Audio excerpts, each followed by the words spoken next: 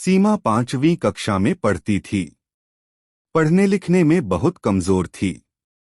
बस उसकी एक ही विशेषता थी कि वह दिखने में सुंदर थी, इसलिए सब उसकी सुंदरता की तारीफ करते थे। सीमा को इस बात का घमंड हो गया और वह ऐसी लड़कियों से नफरत करने लगी जो सुंदरता में कुछ कम थी। उसे सबसे अधिक वंदना से नफरत थी, क्योंकि उसका रंग कुछ काला था। वह हमेशा उसे काली बिल्ली कहकर चिढ़ाती थी।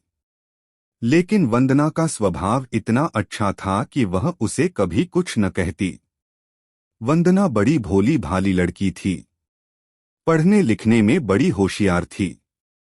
सभी अध्यापिकाएं उसे बहुत प्यार करती थी। घर पर भी माँ उससे बहुत खुश थी। वह सीधी अपनी एक सहेली दिव्या के घर गई। दिव्या उस समय अपने घर की सफाई करने में मदद कर रही थी। सीमा को देखते ही वह बोली, आओ सीमा। दिव्या, चलो बाहर खेलने के लिए चलते हैं। नहीं सीमा, मुझे तो अभी बहुत काम करना है। फिर सवेरे सवेरे पढ़ने का समय होता है। मैं शाम को खेलूंगी। यह सुनकर सीमा ने मन ही मन कहा, बड़ी आई काम करने वाली, और मुंह फुलाकर बाहर चली आई। इसके बाद वह अपनी दूसरी सहेली रीता के यहाँ गई और नई गेंद दिखाते हुए बोली, रीता क्या तुम मेरे साथ चलेगी? नहीं, मैं तुम्हारे साथ अभी नहीं जा सकती। मुझे अभी पढ़ाई करनी है, घर का काम करना है। यह सुनकर वह चुपचाप बिना कुछ कहे गुस्से से बाहर चली गई। इसके बाद वह अपनी कई सहेलियों के घर गई, पर सभी पढ़ाई कर रही थी।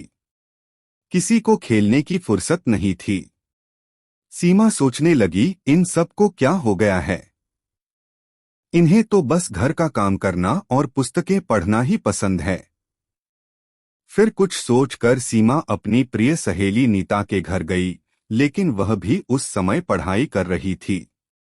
सीमा ने उसकी पुस्तक बंद करते हुए कहा, क्या हरदम तोते की तरह पुस्तकें रटती रहती हो? चलो बाहर खेलने चलते हैं। सीमा, वार्षिक परीक्षा निकट है। मुझे पढ़ाई करनी है, इसलिए मैं तुम्हारे साथ खेलने नहीं चल सकती। तुम भी अपने घर जाकर पढ़ाई करो, वरना इस बार फिर फेल हो जाओगी। सीमा उदास मन से लौटने लगी, तभी उसे नीता की आवाज सुनाई दी। वह अपने माँ से कह रही थी, देखो नमा, सीमा सवेरे सवेरे खेलने के लिए आ गई। उसे पढ़ाई की बिल्कुल चिंता नहीं है। मैं अब उसके साथ नहीं रहूंगी। जब देखो तब वह अपनी सुंदरता की चर्चा करती रहती है। माँ, मुझे तो वंदना बहुत अच्छी लगती है। वह बहुत मेहनती है। पढ़ने लिखने में भी बहुत होशियार है। बस उसका रंग ही थोड़ा सा काला है। यह सीमा तो उस बेचारी को काली बिल्ली कहकर चिढ़ाती रहती है। यह सुनकर उसकी माँ बोली, नीता, सुंदरता रंग से नहीं, गुणों से होती है। अच्छे गुण ही वंदना की सुंदरता है। सीमा इसके आगे कुछ न सुन सकी। वह चुपचाप अपने घर की ओर जा रही थी, लेकिन तभी रास्ते में केले के छिलके पर उसका पैर पड़ गया। वह फिसल गई। वंदना अपने घर के बाहर खड़ी थी। उसने सीमा को गिरते देखा तो तुरंत दोनों हाथ पकड़कर उसे बड़े प्यार से उठाया। यह देखकर सीमा की आंखें भर आई।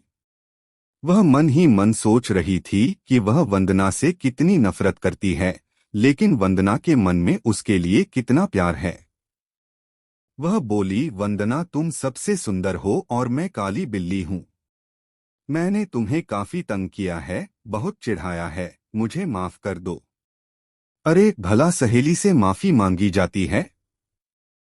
सचमुच सीमा ने अपनी सुंदरता पर घमंड करना और वंदना को चिढ़ाना छोड़ दिया। इस कहानी से हमें ये सीख मिलती है कि सुंदरता रंग से नहीं, गुणों से होती है।